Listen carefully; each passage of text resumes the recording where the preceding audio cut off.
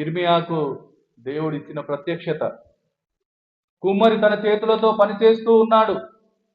జిగట మన్నుతో పాత్రలను రూపొందిస్తూ ఉన్నాడు.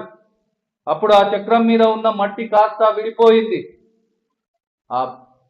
ఆ కుమ్మరి ఆ మట్టిని మరలా పిసికి చక్కదిద్ది తనకిష్టమైన రీతిగా మరొక చక్కటి పాత్రను తయారు చేయుచున్న పరిస్థితిని మనం చూస్తూ ఉన్నాం.